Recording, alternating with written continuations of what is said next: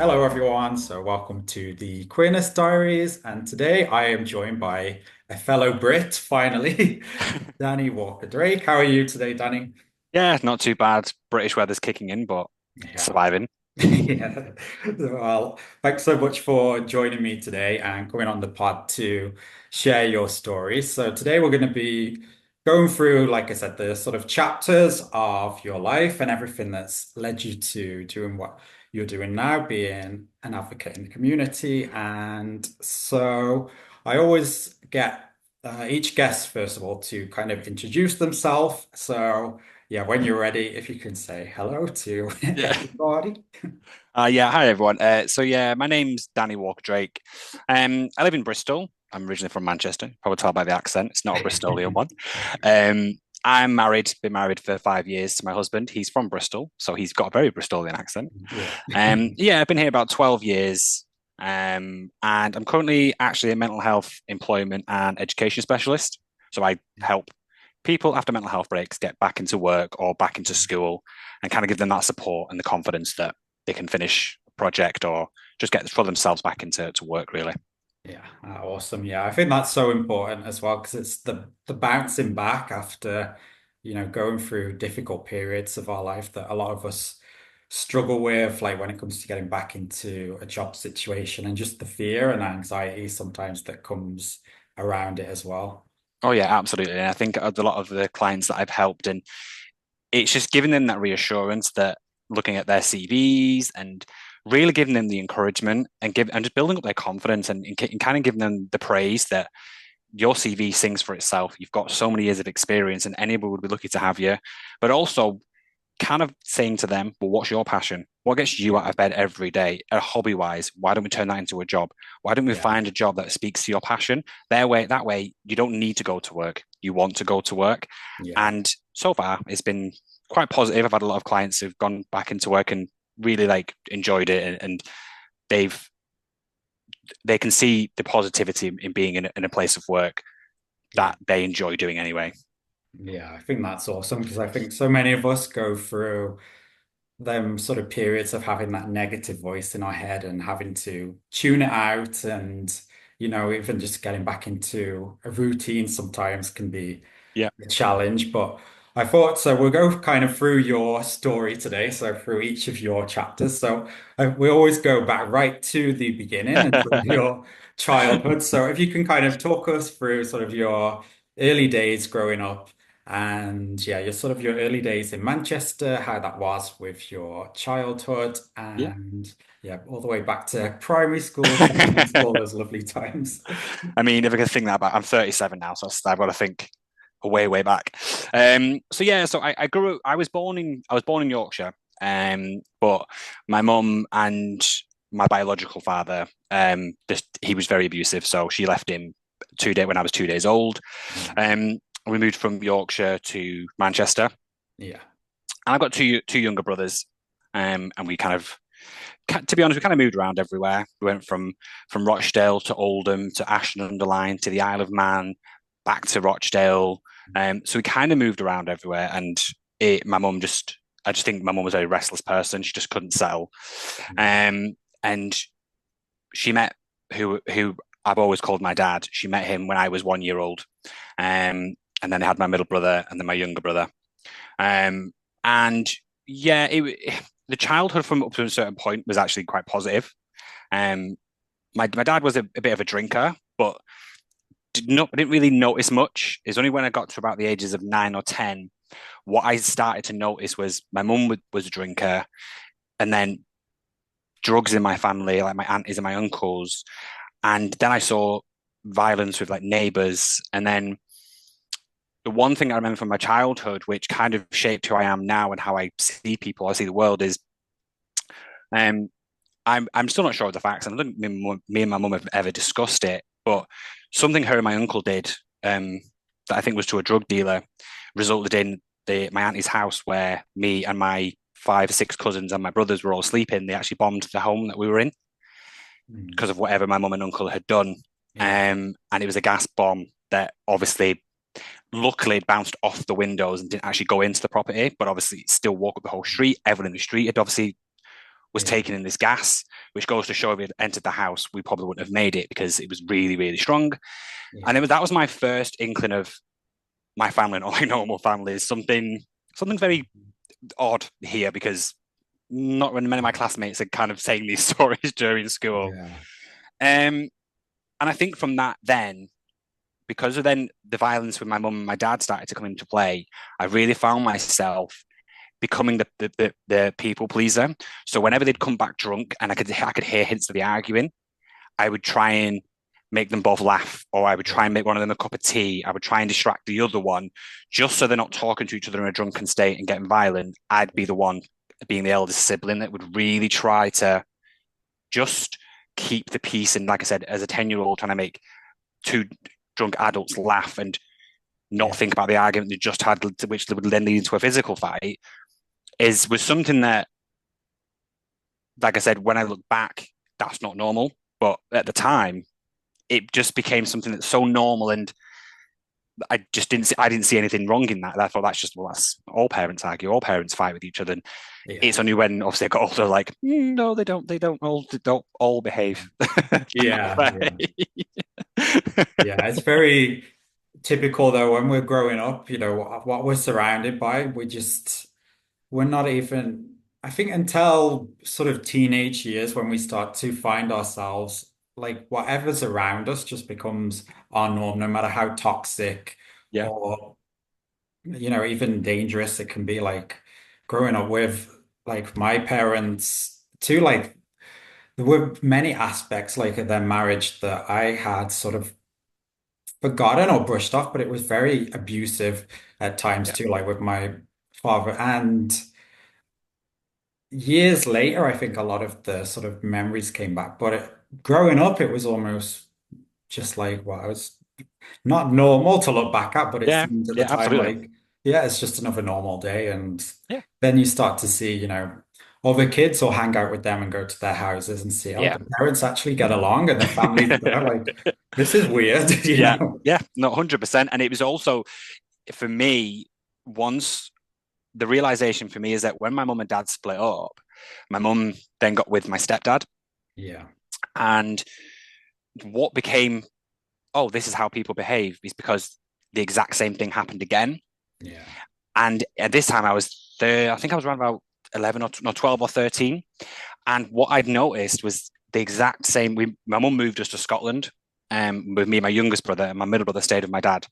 And when we moved to Scotland, my stepdad was more abusive in the actual physical. Like my dad, I think when it attacked, he only hit my mum once or twice, only being the wrong word, but you know what I mean. yeah, Whereas my stepdad, every weekend, he would severely beat my mum to a point of, I remember one, he smashed her head into a fish tank. And that to me, but again, this is normal. This is how couples behave because I'd only ever seen it with yeah, my dad. And then now with my stepdad, I'm like, oh, this is how couples, this is how they treat each other. This is obviously their way of showing how they love each other. So yeah, it was that for me, it still became a normal, even when I was getting a bit older. It was only when my stepdad started to try to turn his hands towards me and my youngest brother, and yeah, because I was getting 12 or 13, I think my mum sensed that one day he could start hitting me. yeah, That I actually moved in with my grandmother at 13 years old because I think that fear of I could be hit next. And yeah, when I moved in with my grandma, she, as I was 13, and bless her, she was in her 60s. She just turned 60. yeah, She's just like a 60-year-old woman on her pension, trying to bring up a 13-year-old yeah, boy. I mean, and she was incredible. Like my grandma was very, as you can probably imagine, proper northern mm, salt woman. Like says it like it was. Didn't care. She loved to yeah, drink. She was just a classic northern grandmother. And when I lived with her, that sense of there was no violence, there was no worry, there was no panic. And then yeah, I'd made friends with people at school that two of them are still my best friends now.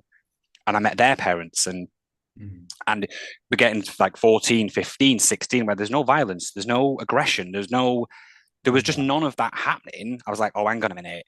What set in me was guilt because then I'd realized I'd yeah, left my youngest brother in a situation that he's now becoming the age of 11, 12. He's now starting to become older.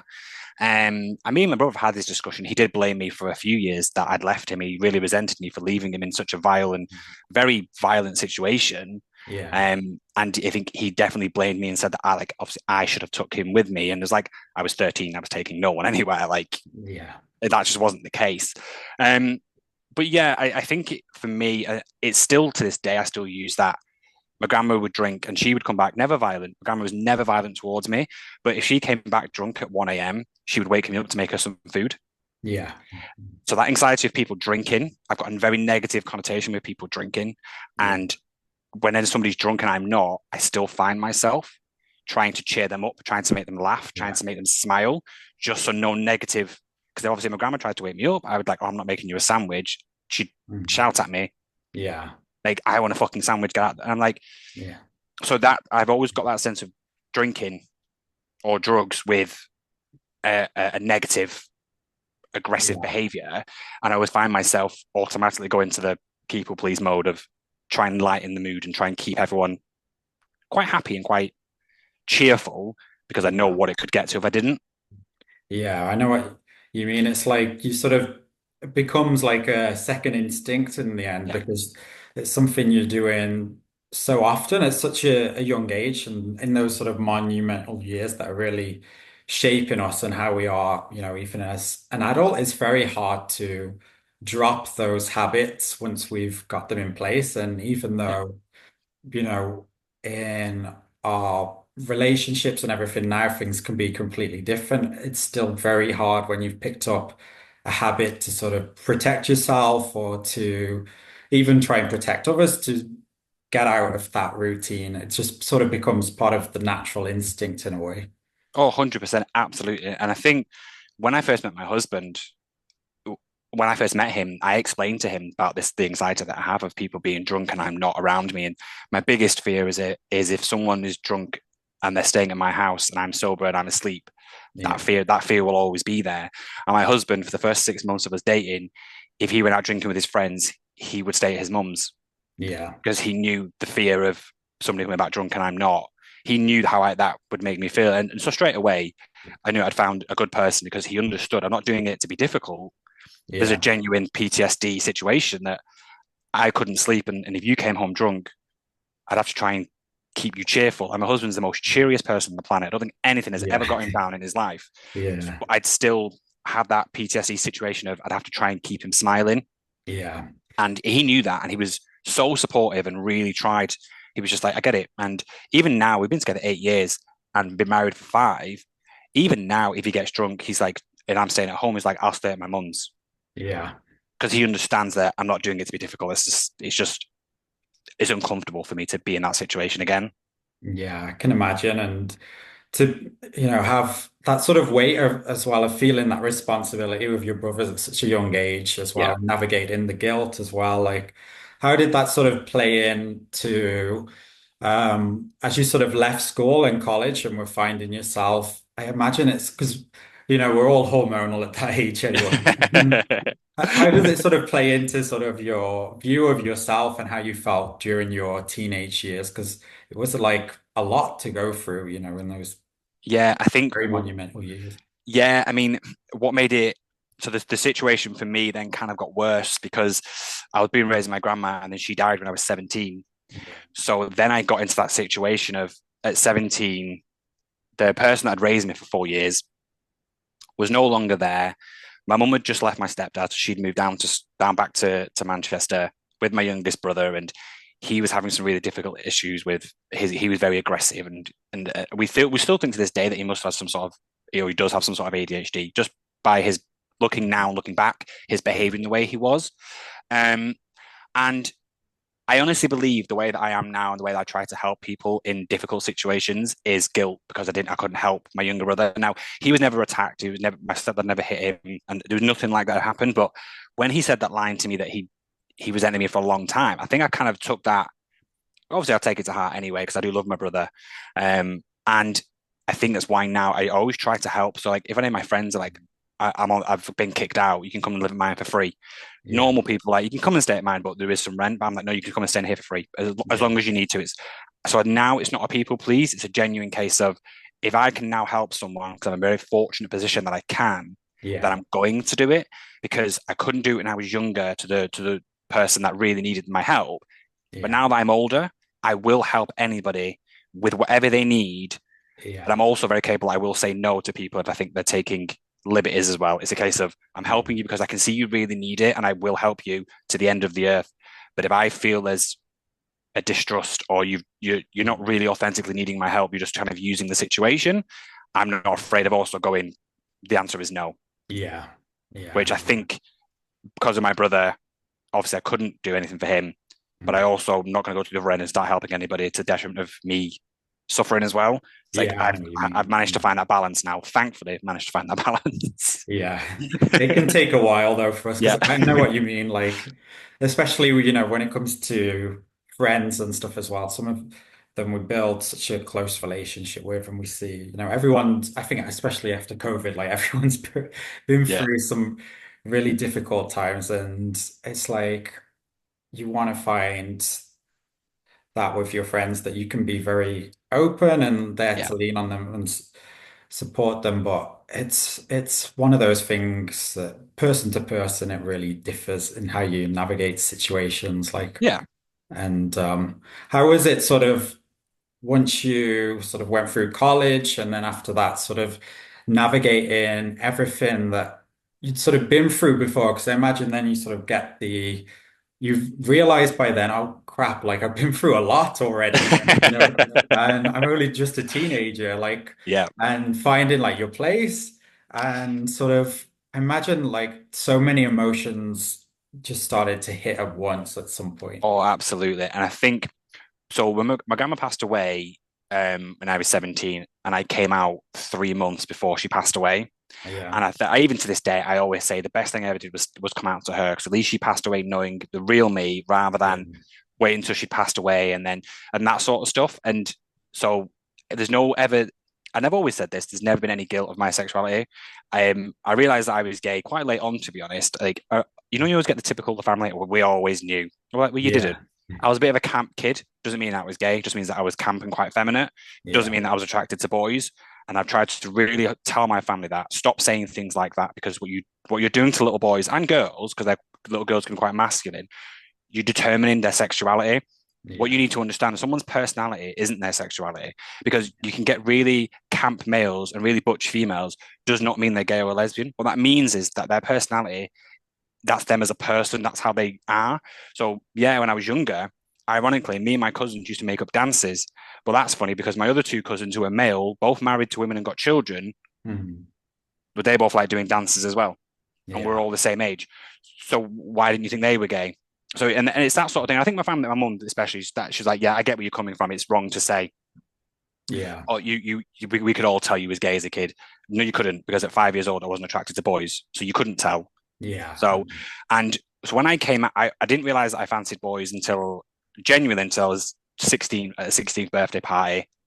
Kissed a boy, playing the whole spin the bottle, in for a Yeah. penny, in for a pound situation. Yeah. And yeah, and straight away I enjoyed it. And I say dated him, but I kind of seen him a few times.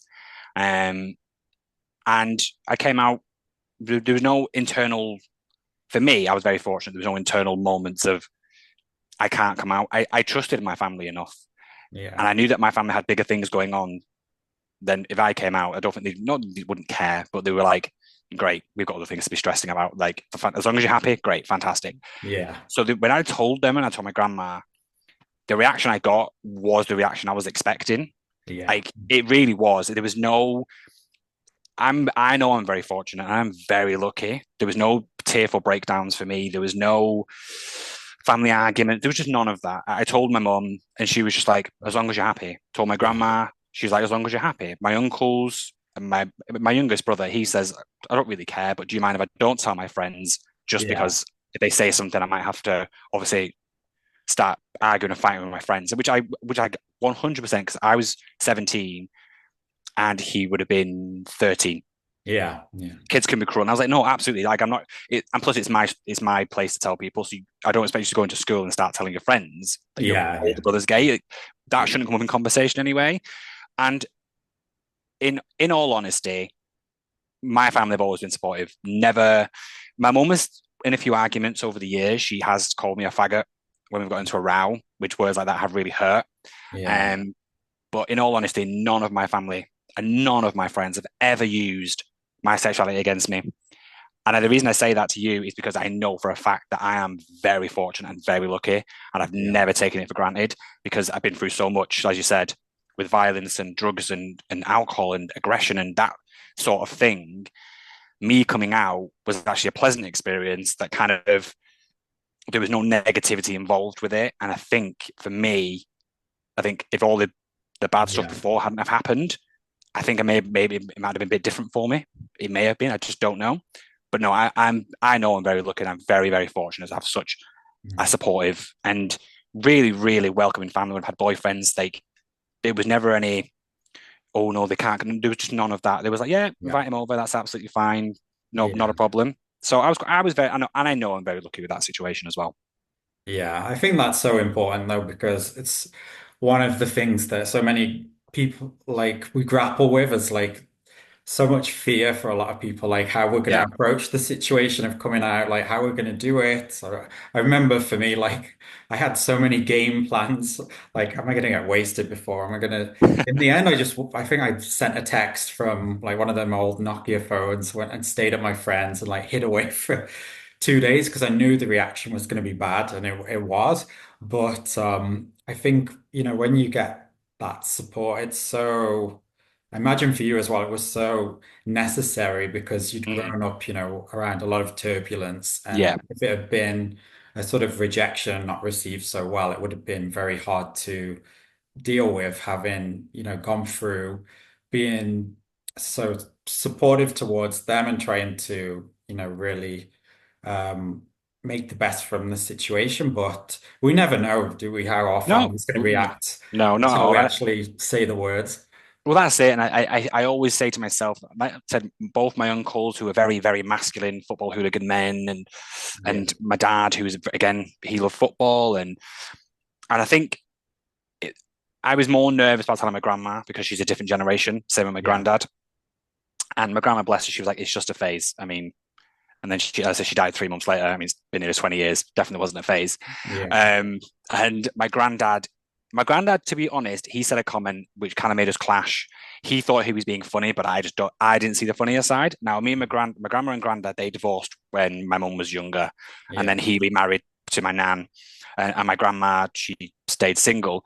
And we visited my granddad one year. I didn't have a close relationship with him, and he said a comment at Christmas like, "We haven't got any fairies. We can stick you on the tree." Yeah.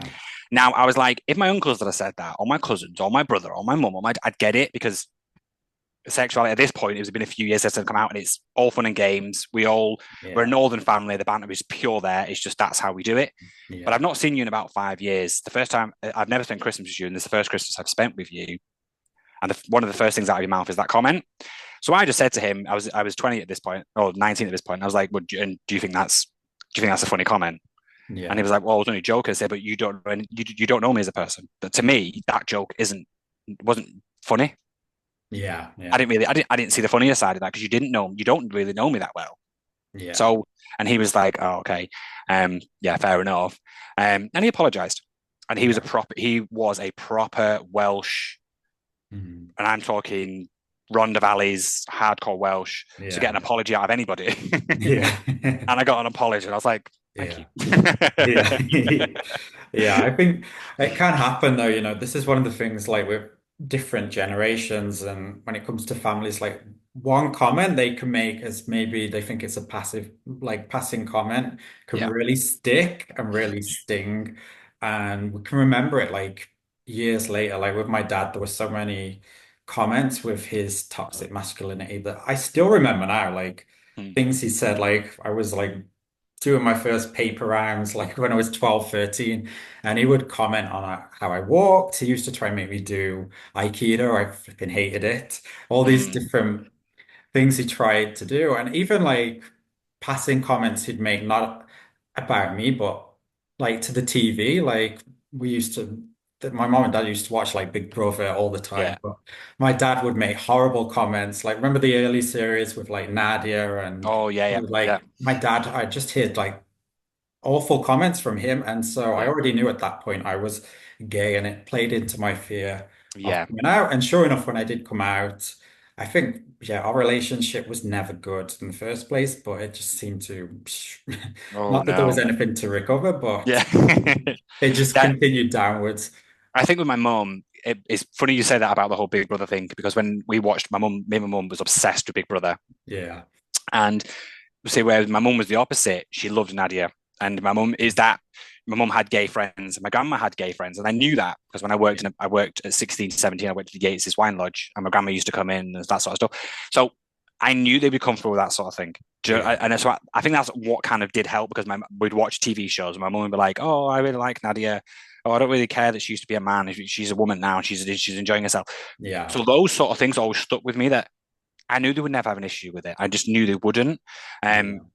but like I said, it's also I've never taken it for granted. Do you know what I mean? I've never any of my friends. I've had friends who have come out and they've not had such positive experiences. Um, so I know that I was very fortunate, very lucky in that situation, and I can't thank my family enough for being supportive. To be honest. Yeah. I think that's, yeah, awesome. And, really, it's monumental in those years, like after you come out. We're still on I always say I'm still on a journey of finding Yeah. myself even now, but especially, at that age when you first start into sort of venture into, gay clubs, and then, suddenly the world of apps explode, and like suddenly there's Grinder and all these Yeah. different things, and in Manchester, that was one of the places I used to sneak to for like a night out. Like Yeah. I went back in the closet, but I'd sneak off on the train and go into like GAY and down Canal Street, then Yeah. get back on the train at like, I don't know, 6 a.m. and go Yeah. back to the great life. And but how was it sort of for you, like in sort of your early 20s and sort of being out and Mm. being around sort of Manchester, like the Yeah. experience? I mean, I when I came out and someone I said my best friends I'm still best friends with now, they're all straight.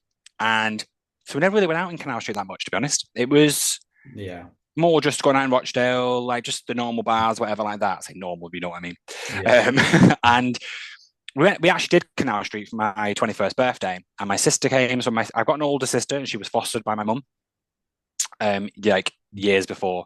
So my sister, her partner, all my friends from school, none of them were gay. All were straight yeah, because I don't have any gay friends. Like back then, I was like weirdly enough, and I was single, and I was just like I loved and had the best night out. My mum got us a limousine, took us to yeah, Canal Street from Rochester. Like it was incredible. Such one of the funnest nights out. Some friends from college, and it was honestly incredible. And it was only when I then so when it, during my 21st birthday, that's when things really started to go, I'd say downhill because a lot of things, I don't know why, I don't know when, but some things just started to go just a little bit too toxic. So yeah, I had my 21st birthday, and I think the night out in Canal Street was a week before. On my 21st birthday, my boss, I worked in a cafe in Rochdale. She wanted to throw a birthday party, like at the cafe with like some of the yeah, regular customers and that sort of stuff. And my mum wasn't invited because obviously, well, why would she be? And so I went to my mum and her best friend had given me a birthday card for my birthday, for 21st birthday. And I got there, I was like, oh, I'm going down to Shelley's and going to have some drinks and stuff like that. And my mum was like, well, where's my invite? I was like, well, why would you be invited? It's my friends. Like, I don't understand why you'd be yeah, invited. And then out of nowhere, she started calling me ungrateful and selfish and spoiled, and my mm, attitude stinks. And it just is, and it did come out of nowhere. I was like, a bit weird. And then I went to pick up the actual physical card from her best friend. And she snatched it out of my hand, ripped the card open, and there was £40 inside. She took the £40 for herself and said, "You don't fucking deserve that." yeah, So I'm like, and at this point, me and my mum were living together. I was like, okay. Something in my head said to me very quickly, "Get out of this situation now and very fast." yeah, My sister, who by the way I worship the ground that she walks on, her coming into my life is the best thing that ever happened to me because she has been through absolutely everything with me from the ages mm, of 12, well 10 actually. She got into our family when she was 10. She has been a constant support, and even though yeah, she's my foster sister, I will die on this earth for her. She's the closest person to me. And Yeah. the next day, I messaged her and said, I need to leave this house. I need to move out. I can't be in this house with her because of the drinking and the drugs. And I recognize the behavior. I recognize the attitude. I recognize what's about to happen. And Yeah. I'm not doing this again. I'm not going through this from my teenage years. No questions asked. My sister and her boyfriend picked me up, packed the van, and moved me to my auntie's, who lived in Oldham, so which is like half an hour away. Ah, yeah. No, no, I didn't let my mum know. I Yeah. just like I'm not doing this. I don't owe you anything. It was that realization, that moment that Yeah. I realized I don't owe you anything. I owe you nothing. So Yeah. I kind of left. That's when things me and my mum really. That's when she started calling me a faggot and a queer and stuff like that because she obviously had left her in. Don't get me wrong, I'm not proud of it, but I've left her with a house that she has to pay rent for. Mm. So we kind of left her in a situation where, well, I can't pay this rent, and so it kind of our relationship fell apart. So with no grandma, Yeah. my dad lived in Blackpool. Don't really speak to my brothers, and me and my mum just now falling out. I moved in with my auntie, and me and my auntie got on, me and my cousins got on, and it was really nice being there, but it wasn't my home. You know Yeah. what I mean? So, and I genuinely for them 2 year, I think it's about a year, 2 years I was at my auntie's for. I did two jobs. Sorry, still worked at the cafe. Yeah. I also worked at a nightclub, just so I could be out of the house as much as possible. Mm. Because, like you said, I don't know who I am. I really don't fully understand what is going on. Because a week before, Yeah. I was having the best time with my family and in Canal Street and really living my life. And here I am, less than a week and a half later, now living Yeah. with my auntie with a bunch of people that didn't really see that often. And I was like, no, and rather than dealing with the situation, Mm. I really just threw myself into these Yeah. two jobs, and then going out on a weekend drinking with my friends after work. I Yeah. never stopped. I just physically, just constantly on the go because I knew that if I'd stopped, I'd have to think about Yeah. what's gone wrong and why I'm all of a sudden living with my auntie and doing two jobs and that sort of stuff. And I've always said to this day that I think if that hadn't happened, I don't think me and my mum would be as strong as we are now. Yeah. Things had to get worse before they got better, and unfortunately for me and my mum, they got worse a few times, even more after this. Yeah. Um, we're in a strong place now, but yeah, when I moved in with my auntie, I was like, I had to say to myself, I've just got to keep busy, keep busy, keep busy. Because if I stop and think, Yeah. again, everything I've already dealt with up to the age of 21, I just don't have that patience right now. Yeah, no, I know what you mean because it's like sometimes when we recognize like a friend or a family member in that situation and it's happened before and we know that they're not in the place that they are going to respond well Yeah, to having it confronted, it's like sometimes you want to just back off and sometimes it can be making complete distance or space and yeah, throwing yourself into something to not deal with the situation because we know that knowing them, they're not ready to confront it. yeah, And we don't want the confrontation with them as well because it's only going to make things worse. And so it's sometimes it is easier to just, walk away yeah, from the situation for however long it takes for the sake of your own health, otherwise it yeah. just drags you down every day. Absolutely, absolutely. And I think when my youngest brother, he'd moved down to Torquay, and my mum then moved down there because my uncle was down there. And I think after about a year and a half being with my auntie, I went down to visit my brother, and he was just like, "Oh, you're going to speak to mum," and I was like, "No." I kept calling her Mandy. Wouldn't call her mum. I refused to call her mum. Mm. And he was obviously being him got into an argument. He was like, "Stop calling her that. Her name is Mandy. Her name is mum. Stop saying Mandy." Blah blah. So Yeah. anyway, I bit the bullet. I met her. We had a coffee. Never resolved anything. She kind of just said sorry very flippantly, and as parents do, we just kind of moved on from it. I then moved down to Torquay in 2009 Yeah. to be near my mum, my brother, and just again trying to find myself and go, okay, but maybe if I leave the north, I'll be able to actually just find some ground and really Mhm. place Yeah. myself. And I moved down there, moved back in with my mum, and we had one argument when I was there, but she never kicked me out. It wasn't a bad argument. It was just more of a Yeah. tidy up after myself kind of situation. I was like, yeah, fair enough. It was like I will tidy up myself. I met some fantastic people. I did some really good work. Like I worked in a bar down there. I really, really enjoyed myself. But I still had no gay friends. Yeah.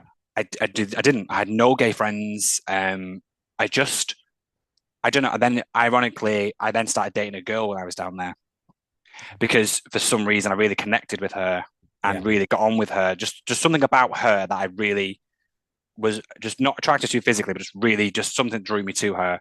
Yeah. And we dated for a couple of months, and then kind of just she kind of cheated on me, but I was kind of like wasn't really that bothered. And it sounds really horrible to say, but I wasn't like okay, well, Mm. fine. Yeah. Um, and I think when that happened, and then we just I think it got to about 2011. I think I was just like I don't know what I'm doing here because I didn't know. I Yeah. knew now. I'm like, well, am I gay or am I not? I have no idea. This is weirdly enough. I didn't have that internal moment when I was 16. I had it when I was 20, 22 of Yeah. like, Yeah. what's going on here? I don't understand am I into women? Am I into men? Am I bisexual? I have no idea what's going on anymore. Yeah. Yeah. But I knew so staying in Torquay again wouldn't help. And it became Mm. that theme of just running away or move somewhere else and see if it clears itself up Yeah. and see if it fixes itself, see if something a bright light sparks. Yeah. And my best friend at the time, and my other close friend, so my close friend lived in Torquay, like we lived in Torquay near each other. And my best friend, we'd known each other since we was 16 years old. She lived in Manchester, and she was like, "Well, there's a house coming up in Manchester. Mm. Why don't us three move in together?" Yeah. So it's not near my sister. It's like this is in like actual Salford, near like slap near Canal Street, near Ah, yeah, I know what you mean. like this Yeah. is taking me away from everybody and everything, but with two people that I know I'm very familiar, very comfortable with. Both people know me, I know them very well. And that's the best thing I ever did. Yeah. Because what I then found was we worked near Canal Street. We would then go out on Canal Street. I then started to discover some gay friends and working in the bars. There were a lot more gay people that I knew working in these bars. And I really started to find who I was as a person, what sort of gay that I am, as they say, like that sort of personality, and Yeah. really found myself becoming something that I was like, this is clearly what I was looking for. I needed Yeah. people similar to me rather than sticking with a lot of people that I kind of grew up with, keeping Yeah, I that, know what you mean. do you know what I mean? Like maintaining that. I couldn't be a different version of me because people I'd known, like my two best friends, had known since I was 11, and my family and people I worked with at Yates's Wine Lodge, they'd all known me since I was 16. So none of Yeah. them actually knew me being gay and being a different version of me. They'd all seen this Danny side of Mm. he's funny, he's a bit silly, um, Yeah. kind of situation. So taking me to Canal Street and working in bars and being with these two friends, genuinely, I could be whoever I wanted to be. I could be an authentically natural side of myself because I had all these people had never met me before. They had Yeah. no idea who I was, and that to me was a massive awakening of going, oh, okay, now I can actually be Yeah. whoever I want to be. Does that make sense? Yeah, I know what you mean. I can relate as well a lot to that because quite similarly, like I say at the time, I sort of ran away to Madrid almost, but it was the best marathon I've ever done because when I left, there was not much planning or anything. Like it wasn't in my mind, oh, I'm going to move to Spain. I literally hated living in my town. I was suppressing every part of me. I was having to just have these glimpses into, you know, the life I wanted to live when I Yeah, was escaping on weekends. And then I went on a birthday trip to Madrid. Just from that weekend, I was like, I love it here because I could just be fully myself. I'm like, I'm yeah, sick of having these glimpses. And then a few weeks later, I was literally there. And that was 8 years ago now. But looking back, like people always ask me, like, oh, did you always have a plan to live in Spain? But really, I was so sick and tired of like, even in the workplace. Um, I worked in like this very toxic workplace where there were other gay men who'd come out, but you know, the typical workplace banter that just is not banter, yeah, it's like yeah, homophobic comments and that. And I was in that same place that I felt like I was doing with my family and also back in college and school of just hiding so many parts of myself. And I was just exhausted from it. So when I went yeah, to Madrid, suddenly I'm living on my own and I can be around the friends I want and live the life I want. And I was like, okay, I'm not used to this, but yeah, suddenly how I am is like not celebrated, but you know, there's no negative yeah. association with it. And I think it's an important part, like part of our path that all of us find, but it can be a fucking long road to get there And sometimes. it's tiring. I think people don't understand how tiring it can be. And you have them moments of I can't be asked. I just can't bother. I don't really care that much anymore. And you do get to that level. And I've always said that when I left Manchester, so I worked in Manchester, and I was only there for. I said I moved back up there, and I was only there for a year. I'd say Yeah. about a year, and I met this guy come in. He was called Josh, and he would come in, Yeah. and he kept asking me out, and we kind of dated, and then there was just something about him. He was so free spirited, and he was a few years younger than me. But he was somebody who was just you just could not connect to him. He was just he did not care, and he was from the south, so he'd taken that bullet, moved to Manchester to Yeah. be who he wanted to be, and he just didn't. He was just living his life. He lived his life, didn't care. He wasn't. He Yeah. was unapologetically himself, Yeah. and and when we started dating each other, he kind of brought that sense out in me of just enjoy yourself. Like you don't know Yeah. what's going to happen tomorrow. Just really enjoy yourself and enjoy each other's company and that sort of stuff. And he gave me that freedom to. We then moved to the Scilly Isles. Ah, yeah. Yeah. So we moved there to work there for a few months. So again, it's just something I would never have thought of doing. Just I would have never, genuinely never had imagined myself living on an island, a private island, being a chef. Yeah. Just that just never. I mean, it was because of him. And we did there a few months. Island life wasn't for me personally. Yeah. It's not for me. So we kind of left that, and we both decided like, where do we want to start our life together? Where do we want to really put ourselves? Because we got engaged, and we were like, where do we want to be? Yeah. And I was like, I just don't think I can go back to Manchester, like because the drinking every night and partying with friends, it wasn't really sustainable, and I Yeah. just felt like working in a bar. There's no real career movements or anything like that. So he was like, well, his family are um, from Taunton, and my mum was in Torquay still and that sort of stuff. And I was like, well, why don't we move to Bristol? Well, he said, why don't you move to Bristol? Because it's Yeah. not too far from Manchester, not too far from London, not too kind of in the middle. I said, do you know what? Yeah, never been. Sounds good to me. Yeah. Absolutely, let's do it. Give us a fresh start, meet some brand new people. One friend of mine lived in Bristol anyway, so he got me a job straight away. Let's do this. Yeah. We moved to Bristol, and this was in 2012. And we he my friends had a baby, had a christening, went to the christening. I found out that Josh actually cheated on me while I was away. Mm. So we ended the relationship, and that's from 20 when we split up. I then went I obviously upsetting. I'm living in Bristol, a Yeah. situation I can either go back to my sister, who's again very supportive, move back with her, Yeah. or do you know what? No, it's the first time in your life you've got no family, you've got no friends. Mm. So it's not like Manchester where you had two friends, or Yeah. Torquay where you had your family, or Rochdale where you've got no one here. Yeah. So now is an opportunity for you to really actually build a life that you want Yeah. because no one is here that you know. Literally, not a single person knows you here. And I've met some incredible people and that sort of stuff. And when me and Josh split up, he then moved away. He moved back to Manchester, Yeah. and I met some amazing people. I got another boyfriend by that Christmas. I started dating somebody else, and well, I kind of dated this guy in between who was he attacked me one night for no reason. So again, it's that sense of people drunk and violence kind of came Yeah. into my life where I was then on the receiving end. We were in London on a night out. He took me out in London, and then and I mean literally out of nowhere, he just started punching me in the face and in the middle of Trafalgar Square. Mm. So for me, I was like, in my head, I'm not going to repeat the situation that my mum was in. Like we're done. Went to the Yeah. police, got him arrested. I'm not. That's not my life. I will never be with someone who is violent. Yeah. That's just. I'm never going to do that. I'm not saying people are in them situations and that's them having to get out of. This was we've been dating each other a couple of weeks. Absolutely Yeah. not. There's no way that I'm going to be in that situation ever again. Yeah. Um, so when I met this new guy called Dan as well, so that was very confusing. And we dated for 2 years. Fantastic 2 years. Mm. Holidays together, holidays with his family. Um, really, just it was fantastic. I met some gay people because of him. He knew a lot of the gays in Bristol, so I met a lot of gay people in Bristol, and just absolutely fantastic, brilliant. We split up very amicably. Yeah. Just it kind of after 2 years, just kind of ran out of steam. Yeah. These things happen. You just can't do anything about that. Yes. And but when we split up, and compared to when me and Josh split up, I was in a very different place. I Mm. had gay friends, I had family, like I say family, but like the chosen family that I wanted.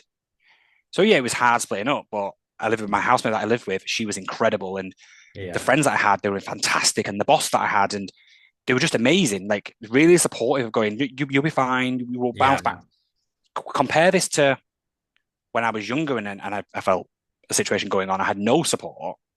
This was very different for me. I was like, Yeah, for sure. this is weird because none of these people less than 5 years ago knew who I was. And here they are, just really trying to make sure that I'm okay. And this was in 2014. Unfortunately, in 2014, the worst period of my life was 2014 to 2016. And I Mm. say that because this is where we're getting on to about with mental health. And for me, them 2 years was the darkest. And I think everything that I'd never faced from being a child Yeah. like I said, losing my grandma, I lost my granddad. Um, I was attacked when I was 14 by a group of lads. Yeah. Just the friction with my mum, the no relationships with my family. By this point, I just didn't really speak to anybody in my family apart from my sister. Like I said, the violence, the drugs, and the drinking, the PTSD. I never actually dealt with any of that. I just kind of tried to Yeah. Yeah. push my life forward, just each and every way. Try and push forward. Just don't acknowledge it and just keep Yeah. moving. So in 2014, me and my ex split up. We we stayed friends, and it kind of went downhill when all of a sudden I in 2014, 2015, in that year, we I was dating this guy and he was a really, really sweet guy. During that period, Josh, so my ex-fiance Josh, went missing, Mm. and he went to work back on the island that we'd originally worked on. So he went back there to kind of do another session on Yeah. there. And he went missing, and unfortunately he passed away during a freak accident on the island. So Mm. I've never had a partner pass away, so that or an ex die. So that for me was like, wow, he was younger than me as well. And again, as I said to you earlier, he was just full of like he just took Yeah. life by just even had a tattoo on his chest saying Carpe Diem. He just went for everything. So him dying and him passing away, well, my best friend, we kind of fell out over Josh's death, Yeah. which I won't go into just out of respect for Josh and his family. Yeah. And we kind of fell out. So I kind of lost my best friend in this period.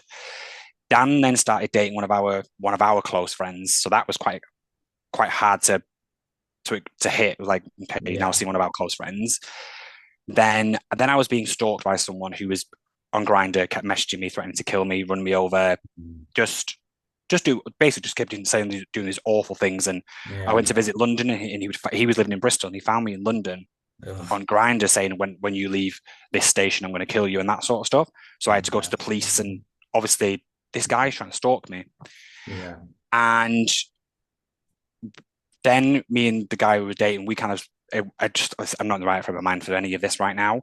Mm. So these things were happening, and then the in 2015, no word of a lie, and I always tell this story because it's an authentic of my recollection of what happened. Yeah. So I left work one day, and bear in mind that all this has been happening, and I left work one day, and all I remember is leaving work and just this overwhelming sense of I'm tired. Like Yeah. I don't think I can do this again tomorrow. I don't have the Mm. energy Yeah. to wake up tomorrow to be sad about Josh, sad about a relationship that ended, have this person stalking me. I don't think I've got this energy anymore. Yeah. And I tried to commit suicide that night because I just couldn't the thought of waking up tomorrow to have to Yeah. deal with the heaviness. I was like, I just don't have this in me anymore.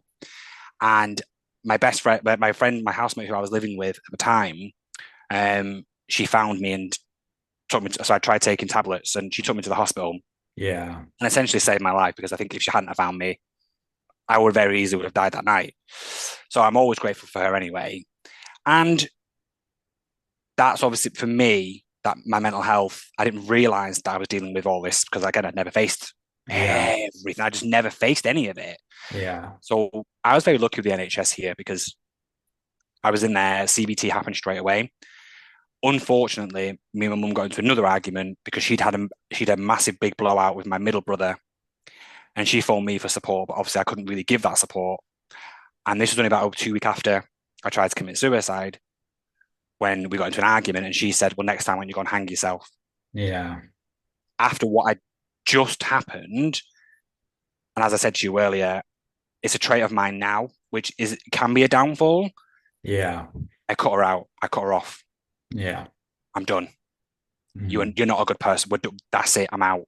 Yeah. I removed her completely, which again, deal with mental health. You should have your parents there. I just cut her out Yeah. completely, and I really had to rebuild myself just as slowly as I could, and really understand. And to be honest, face and have my opinion on the people in my life Yeah. that I probably should have said something to. So the Mm. CBT, I've always said this has been incredible. It was fantastic. It really does help. Yeah.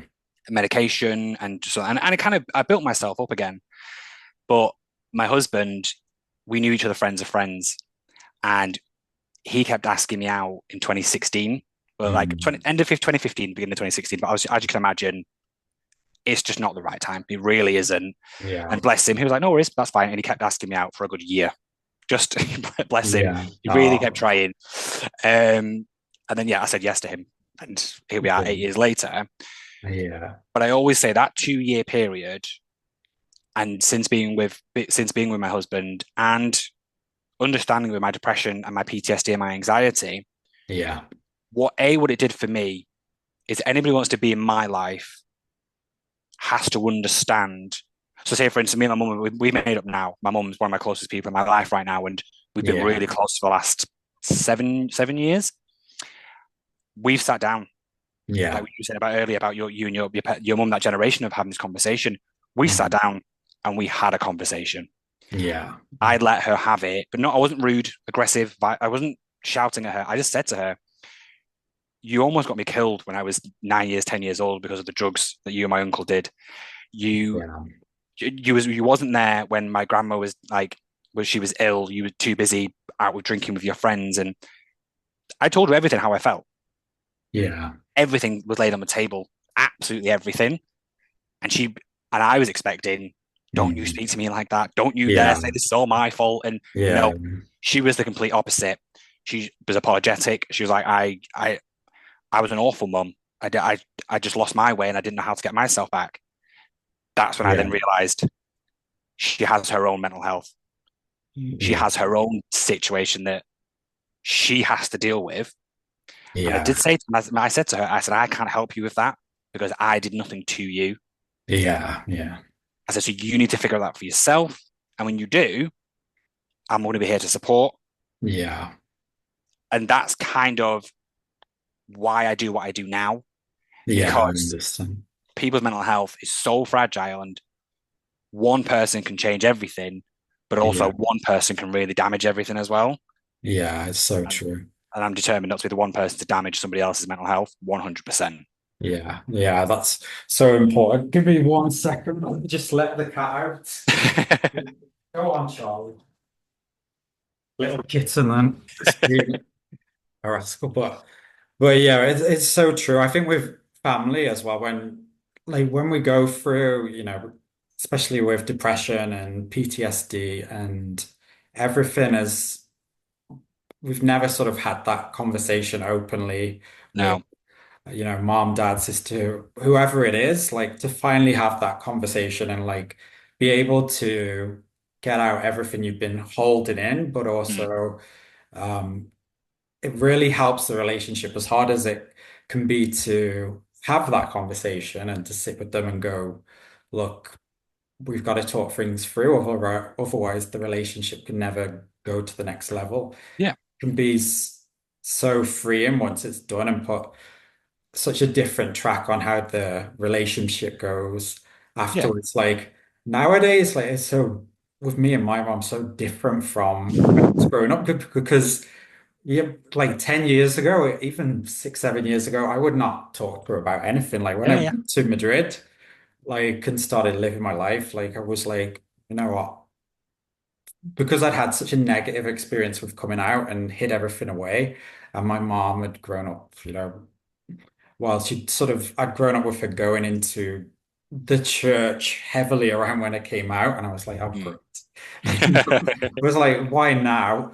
And so I'd never brought up conversations or was open with it. But once her and my dad split up, and it was quite the explosion of like everything with my dad. Like it was way worse than just a normal divorce because he pissed off to Thailand with his mistress and a double life and Oh everything. wow. So I was like, well, everything he's done is actually really bad, and me just being me isn't. So if my family don't accept me for how I am, then I'm not going to carry on with the relationship. I don't want to fix the relationship with my dad. There's nothing to fix. With my Yeah, mom, it was different. Like we had something to salvage, and we really built through having those honest conversations, a great relationship from it where nowadays I can talk to her about anything, about my yeah, mental health or what's going on in my life, about guys, whatever it is. And yeah. she is open and there to listen. And we talk to each other about mental health all the time because I've had, my struggles as well through the years, whilst, like you said, growing up when things are, the generational side of the family, like, didn't talk about it. Mm. And it's hard to be like the first that brings it up and it's like, okay, we need to just have these conversations. But I think once you do, it really helps the relationship with whoever it's with, even if it's with a friend as well who's not very open. I think once you have that conversation, it completely changes the relationship going forward. Oh yeah, no, absolutely. And I think with my mum, once we had the conversation about me, and I made it very selfish of like it's about me, and you're gonna listen to what I've got to say. Yeah. It's the first time that my mum would then explain to me what she had been through and Yeah. what she had to deal with. And for her, when she said these things back to me, I'm like, wow, like, Mm. so she was raising my granddad was very aggressive, very violent towards her and her siblings, like used to beat Yeah. them with the poke fire sticks and stuff like that. Ah, yeah. And before she was pregnant with me, my biological dad beat her up that she lost the baby.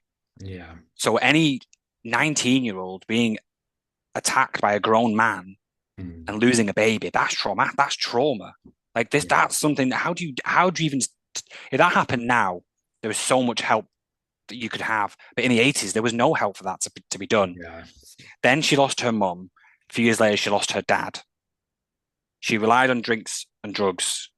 She had three children that she thought didn't like her, didn't want to be Yeah. around her. And then she was with violent partners who, do you know what I mean, really did some bad stuff to her. I was like, you got some stuff that you genuinely need to sit down and deal with as well, because Yeah. I'm dealing with my stuff. Like Yeah. I'm trying to deal with my stuff. And it just sounds like you've never even had a conversation about your stuff. Because like I said, any 19-year-old being attacked and losing a baby. And I Yeah. said that to her, me had the conversation. I was like, you've never had any therapy with that. You've never sat down with somebody and told them how that made you feel. And do you know, that blew my mind. And when I heard that from my mum, I then started to realize everyone's going through something. Yeah. So true. And it's that for me, that conversation that we both had, I then realized she wasn't doing these things because she hated me. She wasn't doing these things because she didn't want to be around me. She was doing these things because she was going through so much herself Yeah. that she used more drink than drugs, but she was using things to numb the pain. Yeah. Whereas I used to just run away from the situation, Yeah. thinking that was my version. If I run and move somewhere else, Yeah. I haven't got to deal with the situation. I haven't got to deal with it. And the way we are now is that her, like my mum and my husband, they're best friends. Like they're like this. Like Yeah. they went on holiday. They've been on 2 holidays together, just them two. Like they're really close. Awesome. But me and my mum have had conversations. Me and my husband got into an argument, and I'm stressing out. I ring my mum first. Yeah. And you say this 8 years ago. Like I said, I didn't want to be in the same room as that 8 years ago. Yeah. The fact that I'm here, she's the first person that I'm calling and going like, and I'm ranting down the phone, and knowing that Yeah. she loves my husband. She adores my husband. She could be like, Yeah. "Well, Yeah. are you sure you're no?" She goes, Yeah. she listens to what I'm saying. She actually takes on board what I'm saying. But it even comes down to when I say a personality shift in my mum as well, which is Yeah. giving me the confidence to be open with her, because she said a line a few months ago. She called someone a tranny, Yeah. and I said to her, "Mum, you can't say things like that. Mm. That you don't say things like that, please." And she went, "Oh, what did I say?" I said, "He said the word tranny, and it's not that. Yeah. It's transgender." Or it's a transsexual, or it's a transvestite. You do not say tranny. And she's like, "Oh, I'm so sorry. Like that, I didn't." That instant apology, an Yeah. instant. what did I say was wrong? Like, educate me. Again, this was 10 years ago. She'd be like, don't you fucking tell me what I should be saying. I am in my, Yeah. the complete shift in how she behaves, because I think now she understands I'm not trying to attack you. Yeah. I'm Yeah. not trying to bring you down. I'm just trying to help you understand things that you might say sometimes can be seen a bit wrong. Yeah. Yeah. And I just want you to understand that, because I'm from that world of LGBTQ. I've got transgender friends. You cannot say things like the word tranny because Yeah. that is horrible. And then I said, how would you like it if someone in your peripheral said, oh, look at that faggot over there? How would that make you feel? And she, oh, Yeah. I'll be enraged. I said, exactly. Yeah. Because I am gay. So if they went, oh, look at that gay man over there, you wouldn't take offense to that because that's what I am. Yeah. So she's really come to terms with it. And one of the biggest things when I've been doing my speaking sessions, what I've said to a lot of people, especially the younger LGBTQ, the younger queer community, when you come out and you start to become your authentic self, include your family. Yeah. So, When you go to a pride, when you get your first same-sex partner, when you have a friend who is transgender or a friend, this is to get straight people. If you have a friend who is gay, include family, because we took Tom's mum and stepdad to Pride. yeah. Because at the end of the day, we expect our families to support us when we come out, but then we cut them off after everything else. Yeah. We don't So, actually include them in anything. We don't take them to a gay bar. We don't take them to watch a drag show. We don't take them yeah. to meet our first boyfriend. We don't. We meet our. There's no inclusion, and we keep saying to our family, "I come out. I expect you to support me. Not a problem. What am I Yeah. supporting? I don't fully understand what I'm supporting here. Yeah. What It's do you so do?" true. And a lot of the younger ones that I've spoke to, especially like we said with my mum and with Tom's mum, and I said, bringing them into our world, what it does first and foremost is this negative idea that all gay guys are just drinking, drugs, and sex parties. Yeah. Actually, that isn't the case. And when you bring our families into the world that we're in, well, I've got my closest friends are all gay, Yeah. and one works for the MOD, one works for a planning committee. I work in mental health. None of us have the gay jobs, as they say. I don't work in a Yeah. gay bar. Do you see what I mean? Yeah. Yeah. And I think it's that we're normal people who just happen to be gay. And Yeah. what that's done for, especially with Tom's mum and stepdad, they absolutely loved it because his stepdad was drinking and Mm. dancing with drag queens because he was like, "Oh, this is so much fun. This is incredible." Do you know what Yeah. I mean? Yeah. 100%. When people say a generational thing, Tom's granddad, he's in his 80s. He has never looked at me any different than Tom's brother-in-law, who's straight. He's treated us Yeah. both exactly the same because he understands that me being gay is the smallest part of me. It's not the main part. Me being into mental health, me being married, me having a dog, me being someone's son, Yeah. that's more important than me being gay.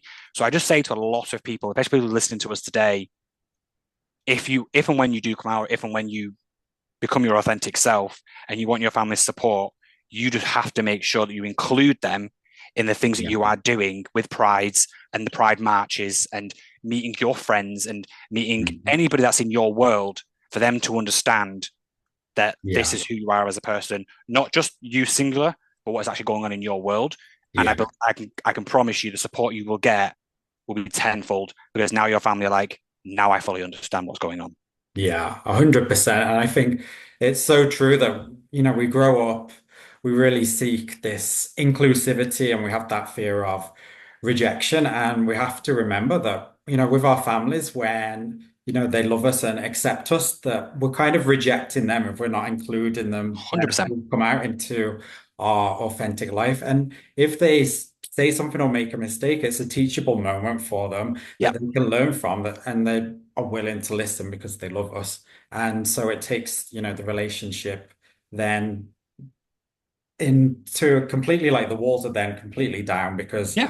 you're no longer hiding any part of your Exactly. life. And it's like with my mom and sister, when I like came out again at 26 to them in Madrid, one of the first things they did was they came to Madrid and they met my boyfriend of the time, and we had like a whole weekend together. And before that, I could never have imagined it. And they were so open and accepting and all got along extremely well. And in my head, like, I remember I was so nervous, but everything went so well and smoothly. And I was like, why am I being so nervous and hesitant about this. Like they're fully embracing just who I am. Yeah, And like we've never looked back like since. Like me, my mom, my sister, like we're so open with each other. And I think, a lot of people need to realize that like family, once you come out, like and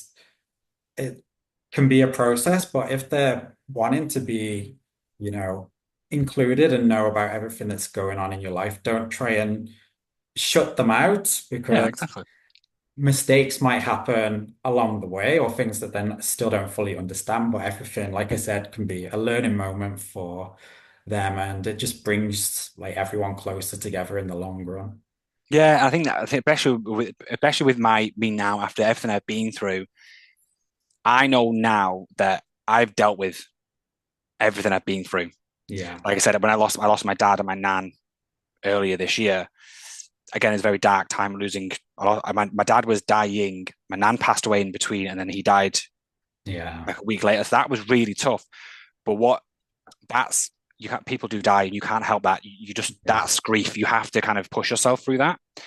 But I've dealt with everything, and I know for a fact I've faced my mum. Yeah. I've faced aunties and uncles. I've said what I've needed to say to people. I've gone through CBT. I've gone through the therapy. I'm working with people with mental health. Like I know in myself, I have dealt with all that trauma. Yeah. And I know for 100% that. So if me and my mum's getting into an argument, there is not in the back of my head going, well, you did this and you did this and you did this. And there's not, that's all gone. She's Yeah. apologized. And I believe her apology. I've taken it and I believe her apology. Yeah. Stick on focus. If we're arguing about something, stick what we're arguing about. Let's Yeah. stick to what we're actually arguing about.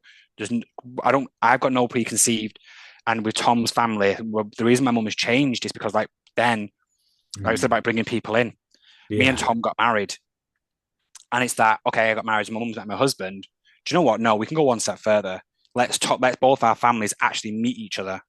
Yeah. And Tom's family absolutely adore my mum because what they're seeing with my mum is the version that she is now. Yeah. They have obviously they know bits of how I grew up and what I went through, but Mm. what they're seeing now is the Mandy that is loving and caring and looks after their son. Yeah. She looked like she adores my husband and is supportive. And I mean, she's batshit crazy. Don't get me wrong. She's from the north, and they love that because they're all from the south. They're like, she's mental, but she's funny. She's hilarious. Yeah. And I think with my mum, a bit like what I saw, I think she's realised for the first time in her life, people are actually she's being herself, and people are taking that on board with there's no history there. There's no past. There's no things Yeah. being thrown in your face. There is no you did this years ago and you did there's none of that. Do you Yeah. know what I mean? And I think Yeah. she's then realised, well, not everyone's negative, Yeah. not everyone's bad. So when it's about including people, bringing them families together, my mum is just she loves my in-laws. My in-laws love her, and Yeah. I couldn't have asked for anything better. And that's why I was just bringing Yeah. people in to that. But my mental health is still fragile, and it will always be fragile. And my husband knows that it always will be, and I can't change that, and I don't want to change that. The Yeah. PTSD will always be there. I just can't shift it. But that's now no one's fault. I don't sit here and go, "That's my mum's fault." Yeah. I don't sit here and blame her for that. I don't blame anybody for it. It's just stuff that it's just Mm. always going to be there. Unfortunately, there's nothing I can do. But at this stage in my life, which is why I was happy to do this podcast with you, was it's not coming from a negative place when I tell my story anymore.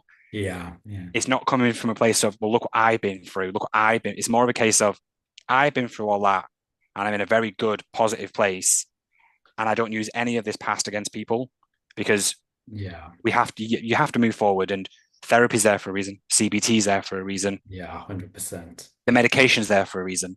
Use it if you need to, and Mhm. really, really, if you want to try and improve on things, only you can do that. I don't think anybody else can try and help you do that. If you want Yeah. to forgive someone, 100%. forgive someone. My only down trait and my only downside now is that anybody who's negative in my life, rather than trying to have a conversation with them and try and fix it, I Yeah. cut them off and move on Yeah.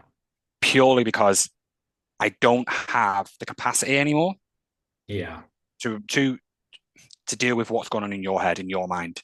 Yeah. Because I'm not negative here. I'm not bringing the drama to you. I'm not bringing the argument to you because I'm just not that sort of person.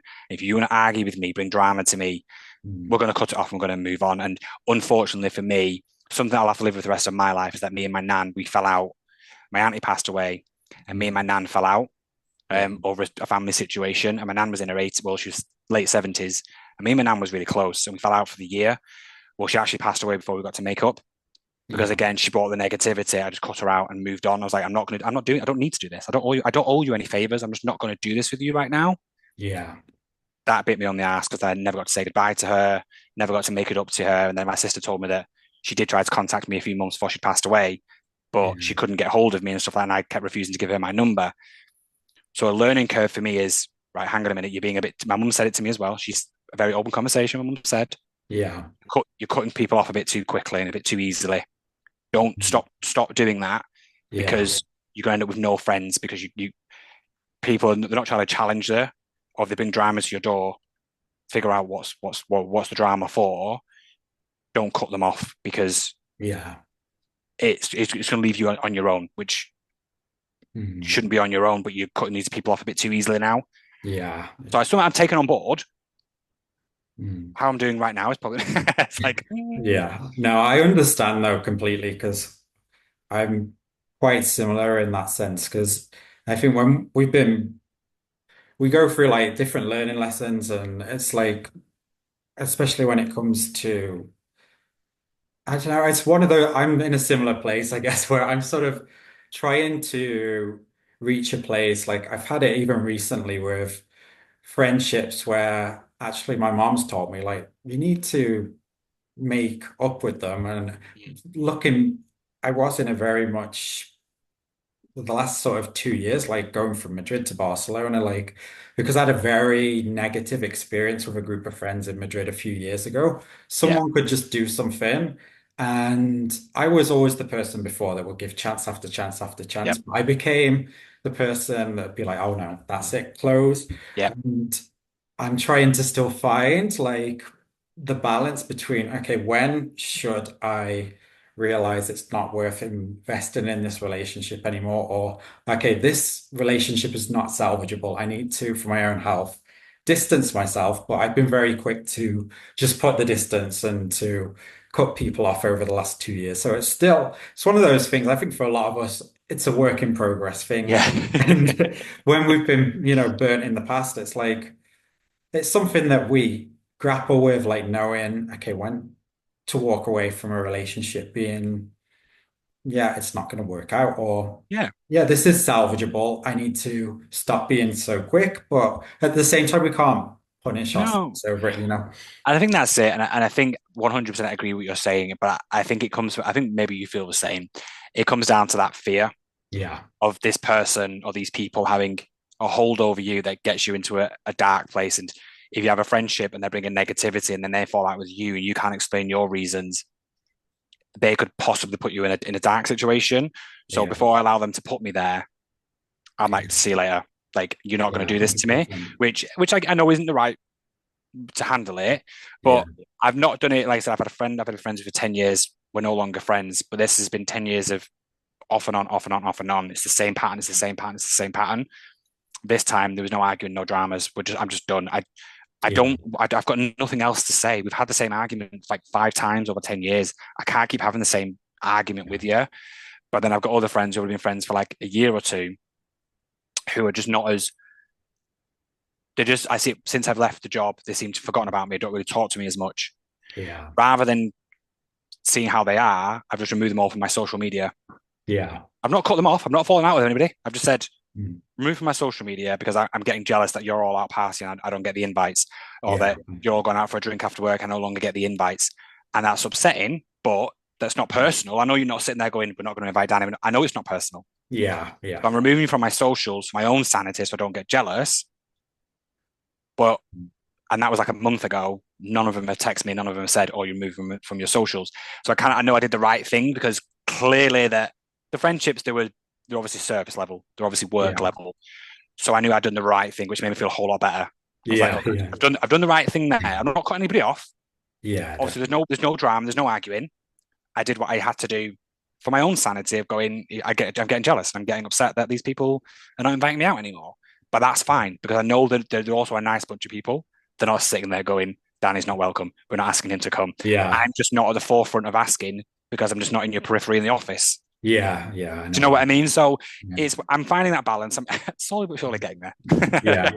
Yeah, I think that's an important lesson though when it comes to relationships. Like what I've learned as well is I used to expect too much from people, and Yeah. if naturally like every friendship, you can't expect it to be fully 50-50, and someone's going to be, maybe a little bit more invested than the other. And maybe I felt like in the past, I would maybe put 90% into a friendship and I would Yeah. maybe 10% back, and I get angry over it. And rather Yeah. than getting angry, like nowadays, I'm similar to you. I just kind of just go off quietly. Like I will stop sending Yeah. like the messages or feeling like I'm forcing it. And if they pop up again, then they do. If they don't, then Yeah. maybe they will again one day, but I'm not going to get into that place of like self-sabotage, like, oh, they hate me. Like, what have I done? Like, Yeah, which yeah, I no, used to do. absolutely. And that's the thing. And then, but then you look at other friendships, like my best friend. We've been best friends for 10 years. Actually, no longer than that now, 15 years. We've been best friends. He was my best man at my wedding. Yeah. We actually dated each other back in 2009, Yeah. very brief, very, very briefly. But we just realized we were better friends. And he is someone, like I said, I worship my sister, and he's somebody else on this planet. He lived in Bristol. He's moved back down to Torquay. We don't speak every day. We don't see each other every day, but I know for 1000% that he'll be in my life to the day that I die because Yeah. he is my best friend. And that's what I'm talking about. I know how friendships should be. And Yeah. I also know how long distance friendships should be. Yeah. And there's an authenticity there. If someone wants to be in your life, or if the friendship is there, Yeah. it becomes natural. Oh, I wonder what Danny's up to today. Oh, I pop up on your social media. Oh, I wonder what Danny's up to. Oh, Danny, how are you doing today? Yeah. It's authentic. Whereas, like I said, other friends, I'm throwing a birthday party. Do you want to come? We're having a Yeah. New Year's Eve party. Do you want to come? We're having an engagement party. Do you want to come? Okay, but I'm not really your friend. I'm just there to pick up the numbers because Yeah. you obviously need numbers there. Yeah. And my biggest thing was when my dad passed away, who was there and who wasn't. Yeah. And to me, that's when I took things very personally Mhm. with who was there and who wasn't. Because to me, if as I said, losing my dad and my nan, I was like, right, Yeah. who are the friends? Because they're the ones that are going to check in. Don't get me wrong, I'm not expecting people to check in. It's uncomfortable. How the hell do you approach somebody who's lost two people in their life at the same time? Like, what you can't say, are you okay? Clearly, he's not. Like, Yeah. what do you say? So, those, my close friends who I'm very close friends with now, like we were saying about, being open with people, Yeah. the friendship group that I've got, I sent them all a message saying my dad and my nana passed away. And they were like, oh my God, I'm so sorry. Like, we're here if you need us. None of them had messaged me within 3 weeks. None Mhm. of them to check and see how I was. Right Yeah. now, these were all my close friends that they was in my like kind of ushers, kind of in my photos at the wedding and all Yeah. stuff like that. But I could, like I said, you go through that journey, you know how to approach things Mhm. now. If Yeah. this was 10 years ago, I'd have been like, how fucking dare you? I'm supposed to be Yeah. up. None of that. I was like, in a group message, I said, listen, I'll be very honest. I'm quite hurt by you boys not checking in to see how I am because I'm going through this. I just thought one of you would see how I genuinely am. Yeah. Every single one of them apologized. I said, I'm so sorry. We honestly thought we're just going to leave you. That's hard for you to process. You've got Tom, you've got your Yeah. mum, you've got your family around you. We didn't want to be intrusive, but also Yeah. we just didn't know what to say because we didn't know if we want to be left on your own. But loads of people asking you how you are, coming to us over well. So I was like, these are real friends because they understood and Yeah. they apologized. There wasn't, oh well, what do you want us to do? There was none. It was just an apology, and it was like, we are so sorry. That's not how we were meant to do it. And these again, it's them friendships Mhm. in the tough situations. They're the ones that you will understand. Yeah. We're going to be 100%. friends for a long, long time. And one of my close friends, he's been through a very traumatic time recently, and I was there for him to make sure that he was okay. Yeah. And it's that understanding of your friends and including your family if something traumatic does happen, Yeah. and if you're not behaving the way that, or people are not behaving the way you think they should, Yeah. calling it out. But there's a way of doing it. There's no need to be aggressive with them. It's just a case of going, this is how I feel. This is Yeah. my personal of how I feel about the situation. Yeah. And Definitely. it goes from there, really. So, and I've got some fantastic friends. Like I said, now compared to 15 years ago, I've got a lot of gay friends now, Yeah. and they're all amazing guys. My best friend, he is gay and he's incredible. So it's when you find your feet Yeah, definitely. Really find your feet. You can become the person that you want to be, but it's never easy. Never easy. Yeah, 100%. Yeah. It's like we have to go through some really rocky chapters sometimes, and sometimes it feels like that chapter is never going to end, like it's just going on to another page, and it's like, Yeah. say, like I'm ready for a new chapter. But and, in the end, we get there, no matter how long it takes, and it doesn't mean things in the future are going to be all Oh, smooth sailing, absolutely. but from the knowledge and things we learn along the way. We learn how to approach situations differently and how to, approach people in a different way as Yeah, well. absolutely. So, and I Oh no, think with 100%.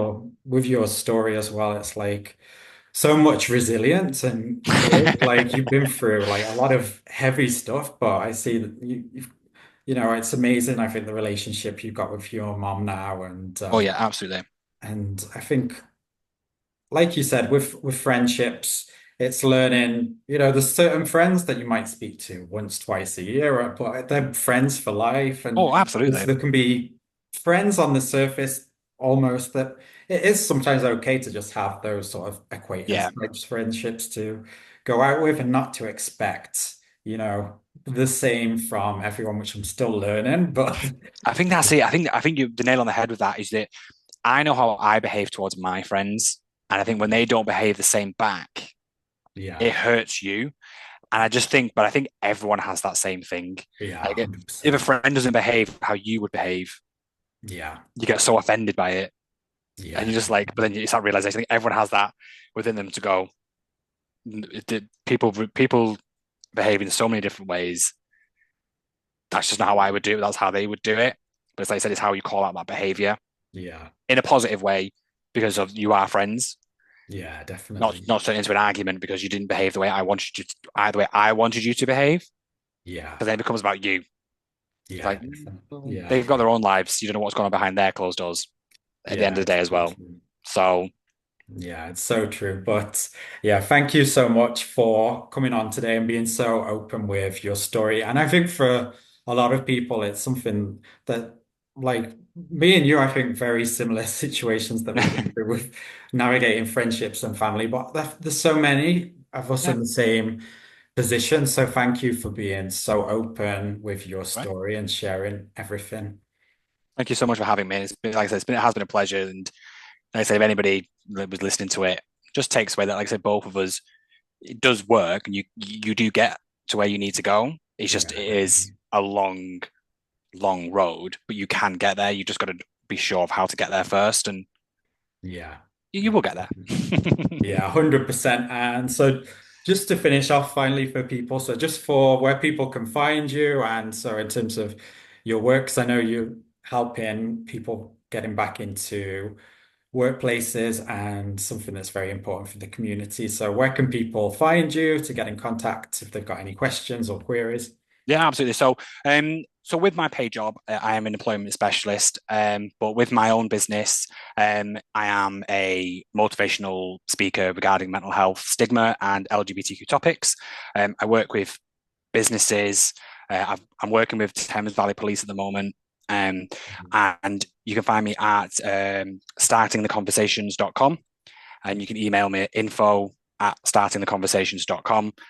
And it's like it's starting the conversation surrounding LGBTQ topics and mental health stigma.